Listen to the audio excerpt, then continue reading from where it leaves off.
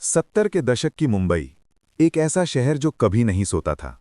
समंदर की खारी हवाओं और मीलों के सायरन के बीच इस शहर की एक बस्ती में बॉम्बे पुलिस का एक हेड कांस्टेबल रहता था, इब्राहिम कास्कर।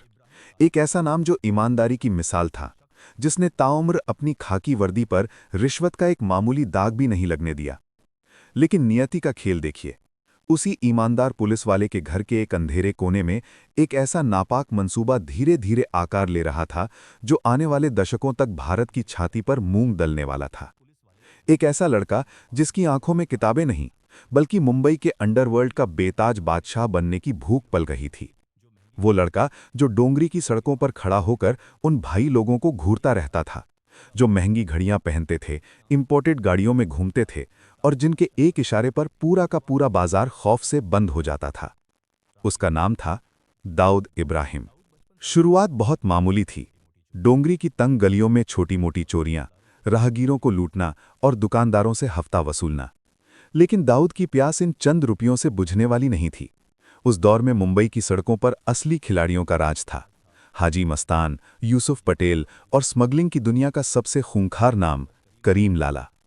20 साल का नौजवान दाऊद समझ चुका था कि समंदर में तैरना है तो मगरमच्छ का साथ चाहिए।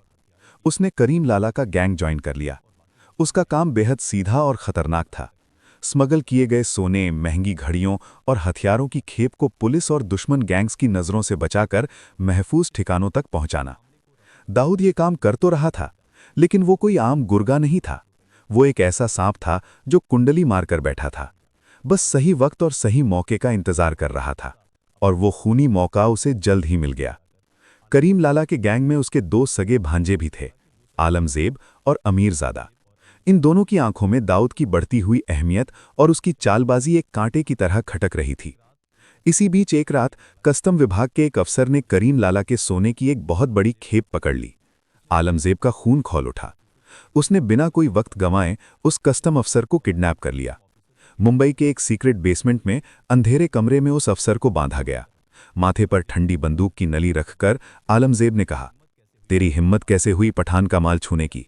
जान प्यारी है तो 2 लाख रुपए का इंतजाम कर, वरना तेरे शरीर के इतने टुकड़े करूंगा कि तेरी बीवी भी पहचान नहीं पाएगी। 70 के दशक में 2 लाख रुपए एक बहुत भारी रकम हुआ करती थी। मामला रफा दफा करने और उस फिरौती की रकम को सुरक्षित लाने की जिम्मेदारी दी गई दाऊद को। और यहीं से दाऊद की कहानी ने अपना पहला काला मोड़ लिया। जब वो 2 लाख रुपए की भारी गड्डियां दाऊद के हाथों में आईं, तो उसके अंदर का शैतान पूरी तरह से जाग उठा। उसकी नीयत डोल गई। उसने उस रकम का एक बहुत बड़ा हिस्सा अपने पास छुपा लिया और एक छोटी सी रकम ले जाकर आलमजेब के सामने फेंक दी। जब आलमजेब ने सवाल किया कि बाकी का पैसा कहाँ है, तो दाऊद ने बड़ी चालाकी से जवाब दिया, भाई वो लोग इससे ज्यादा का इंतजाम नहीं कर पाए। पुलिस और कस्टम का लफड़ा हो सकता था, इसलिए जो मिला मैं ले आया। लेकिन अंडरवर्ल्ड में झूठ के पैर नहीं होते। पठान भाइयों के अपने सीक्रेट सोर्स और खबरी नेटवर्क थे। उन्हें जल्द ही पता चल गया कि कस्टम वालों ने पूरा पैसा दिया था। दाऊद ने गद्दारी की थी, और करीम लाला के दरबार में गद्दारी की सिर्फ एक सजा थी, मौत से भी बदतर जलालत। दाऊद को बीच महफिल में दर्जनों खतरनाक गैंगस्टर्स के सामने घसीट कर लाया गया। उसे पीटा गया। लातों, घूसों और डंडों से उसकी वो हालत कर दी गई कि वो अपने पैरों पर खड़ा भी नहीं हो पा रहा था। पूरे भरे दरबार में उसे धक्के मारकर गैंग से बाहर निकाल फेंका गया। वो रात दाऊद की जिंदगी की सबसे लंबी रात थी। शरीर खून से लथपथ था, लेकिन दिमाग में एक खतरनाक आग सुलग रही थी। उसी रात उसने कसम खाई कि अब वो किसी के लिए काम नहीं करेगा, वो खुद अपनी गैंग बनाएगा। और वहीं नींव पड़ी डी कंपनी की। उसने अपने सगे भाइयों साबिर, इकबाल, अनीस और नूरा को अपने साथ मिला लिया। अब वो सिर्फ स्मगलिंग का काम नहीं कर रहा था, वो मुंबई की सड़कों पर एक पूरी की पूरी पेशेवर फौज तैयार कर रहा था। वो खुद एक एक लड़के को चुनता था। अब बॉम्बे की सड़कों पर रोज खून बहने लगा था। दाऊद गैंग और पठान गैंग के बीच की दुश्मनी अब एक रिश्ता हुआ नासूर बन चुकी थी। हाजी मस्तान और यूसुफ पटेल जैसे पुराने डॉन हवा का रुख समझ चुके थे। उन्हें पता था कि ये नई पीढ़ी खून बहाने से पीछे नहीं हटेगी, इसलिए उन्होंने सफ़ेद कपड़े पहन लिए और रियल एस्टेट तथा राजनीति का दामन थाम लिया। लेकिन जो बारूद सड़कों पर बिछा था, उसमें चिंगारी लगनी अभी बाकी थी। साल 1981, रात का गहरा सन्नाटा। दादर का एक पेट्रोल पंप। दाऊद का बड़ा भाई साबिर अपनी फिएट कार में बैठा था। तभी वहां अचानक पठान गैंग की गाड़ियां आ रुकीं। दरवाजे खुले हथियारों से लैस शूटर बाहर निकले, जिनमें शामिल था मुंबई का सबसे खूंखार और पढ़ा लिखा गैंगस्टर मान्या सुर्वे। गोलियों की गूंज से दादर दहल उठा, कार के शीशे चकनाचूर हो गए, साबिर का सीना छलनी हो गया और चंद पलों में ही उसकी लाश खून के एक गहरे तालाब में डूब गई। उसी खूनी रात को दाऊद पर भी उसके घर के पास एक जानलेवा हमला हुआ, लेकिन किस्मत ने उसे बाल बाल बचा लिया। जब दाऊद अस्पताल पहुंचा, जब उसने अपने बड़े भाई साबिर की खून से लथपथ ठंडी लाश को देखा, तो उसके अंदर का बचा खुचा इंसान हमेशा हमेशा के लिए मर गया। उस ठंडे अस्पताल के कमरे में दाऊद ने एक खौफनाक कसम खाई, आज के बाद मुंबई की सड़कों पर पठान गैंग का एक भी आदमी जिंदा सांस नहीं लेगा। उन्हें उनके घरों में घुसकर मारूंगा, ये मेरा वादा है साबिर भाई। आलमजेब समझ गया था कि उसने एक सोते हुए शेर को जगा दिया है। दाऊद अब एक पागल हाथी की तरह हो चुका था, जिसे रोकना नामुमकिन था। अपनी जान बचाने के लिए आलमजेब ने रातों रात मुंबई छोड़कर गुजरात को अपना नया बेस बना लिया। वहां के भ्रष्ट पुलिस वालों और लोकल गुंडों से उसके पुराने रिश्ते थे। लेकिन दाऊद कहाँ रुकने वाला था। उसने अपने खूनी ऑपरेशंस का दायरा बढ़ाया और गुजरात के मशहूर स्मगलर लल्लू जोगी से हाथ मिला लिया। उसका मकसद सिर्फ एक था, आलमजेब को उसके अहीगढ़ में घुसकर कुत्तों की मौत मारना। दाऊद ने एक बेहद कुटिल चाल चली। उसने अपनी चालाकी से आलमजेब पर गुजरात पुलिस में एक झूठा केस दर्ज करवा दिया। वो चाहता था कि पुलिस उसे गिरफ्तार करे और फिर दाऊद अपने आदमियों के जरिए उसे जेल के अंदर ही खत्म करवा दे। लेकिन दाऊद का ये पासा उसी पर उल्टा पड़ गया। साल 1983 गुजरात पुलिस ने एक सीक्रेट सूचना के आधार पर छापेमारी की और दाऊद को ही लल्लू जोगी के साथ अवैध हथियारों के साथ रंगे हाथ पकड़ लिया। उसे कुफेपोसा कानून के तहत गिरफ्तार कर जेल में डाल दिया गया। जैसे ही ये खबर आलमजेब को मिली, उसने तुरंत दाऊद के गुर्गों पर ताबड़तोड़ हमले शुरू कर दिए। दाऊद के दो सबसे खास आदमियों को बीच सड़क पर गोलियों से भून दिया गया। जेल की ठंडी सलाखों के पीछे बैठकर दाऊद को एक बात समझ आ गई थी कि गुजरात में आलमजेब को मारना मुश्किल है।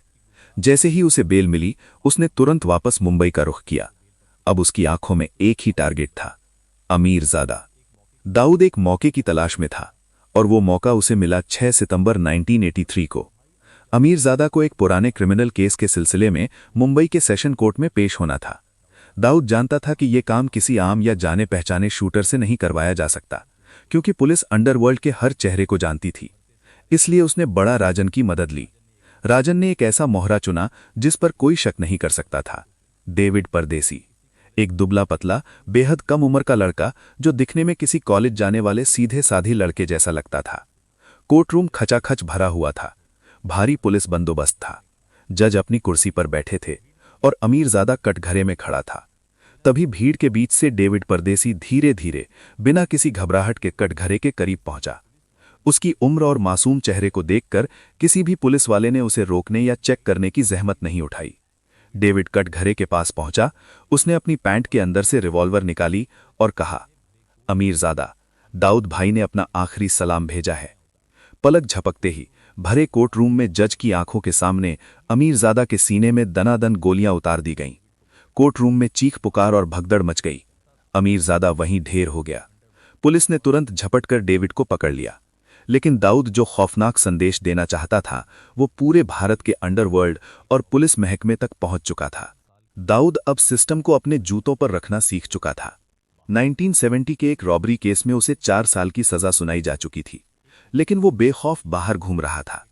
1984 में जब दाऊद के महंगे वकीलों ने एक नए केस में उसकी एंटिसिपेटरी बेल की अर्जी सेशन कोर्ट में लगाई, तो सरकारी वकील ने कोर्ट रूम में चीखते हुए कहा था, माय लॉर्ड, ये आदमी कोई आम मुजरिम नहीं है, ये एक खूंखार क्रिमिनल है। ये बेल पर बाहर है और बेल पर रहते हुए इसने खुलेआम 5 नए संगीन जुर्म किए हैं। इसकी जगह सिर्फ और सिर्फ काल कोठरी है। लेकिन हमारे सिस्टम की दीमक इस कदर फैल चुकी थी कि दाऊद को फिर से जमानत मिल गई। दाऊद अब पूरी तरह समझ चुका था कि इस सिस्टम को, इसके पुलिस वालों को और इसके वकीलों को कैसे खरीदा जा सकता है।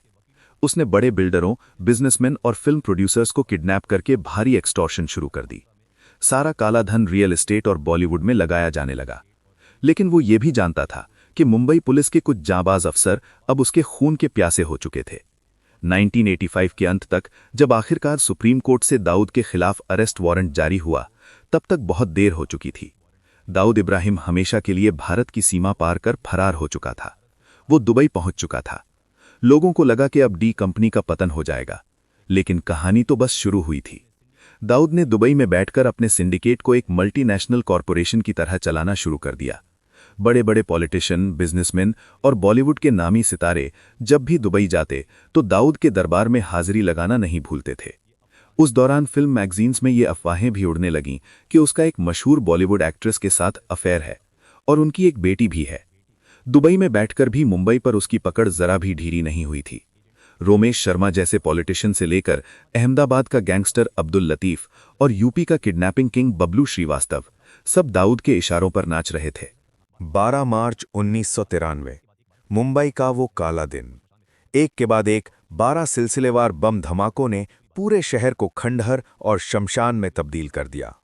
बॉम्बे स्टॉक एक्सचेंज की इमारत, एयर इंडिया बिल्डिंग, सेंचुरी बाजार, हर जगह सिर्फ खून, चीखें, कटे हुए अंग और काला धुआं था। 250 से ज्यादा बेगुनाह लोग मारे गए और हजारों जिंदगी भर के लिए अपाहिज हो गए। वो दाऊद इब्राहिम जो कल तक सिर्फ एक स्मगलर था, अब भारत का सबसे बड़ा और सबसे वांटेड आतंकवादी बन चुका था। इन धमाकों के बाद डी कंपनी टूट गई। छोटा राजन जैसे गैंगस्टरों ने खुद को देशभक्त डॉन घोषित करते हुए दाऊद का साथ छोड़ दिया और उसके खिलाफ जंग छेड़ दी। डी कंपनी अब पूरी तरह से एक आतंकी सिंडिकेट बन चुकी थी। 1995 तक आते आते दाऊद का सालाना टर्नओवर 2000 करोड़ रुपए का आंका गया, जो आज के समय के हिसाब से 6000 करोड़ से भी कहीं ज्यादा है।